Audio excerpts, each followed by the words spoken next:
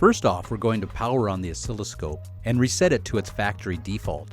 This is easily done by holding down the user button and then powering the instrument on. You'll hear two beeps indicating that the instrument is in default mode.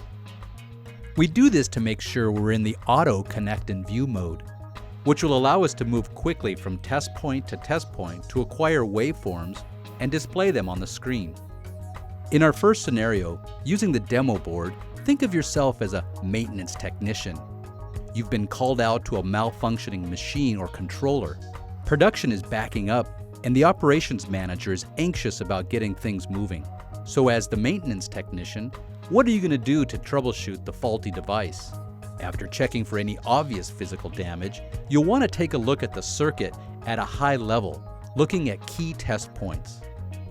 Typically, you're looking at the input signal, the output control signals, the power supplies, and any feedback or interlock signals that might be causing the malfunction. You'll be checking for any missing signals and looking at the quality of the signals, checking for anything obvious that could point you to a problem on any part of the circuit.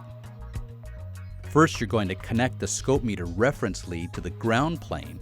Then you can move from test point to test point, looking at each of the critical test points for signs of failure.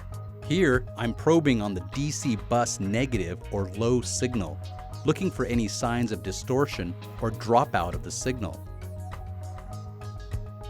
Moving to the DC high signal, again, inspecting for any potential problems on the DC signal. Next, we'll move over to the inverter circuit, looking at the fast-switching electronic gate.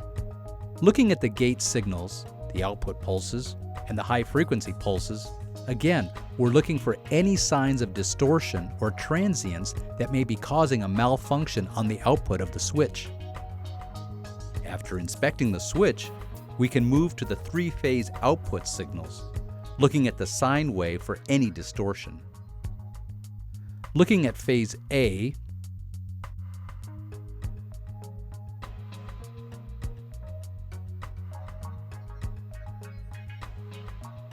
to phase B, and then to phase C.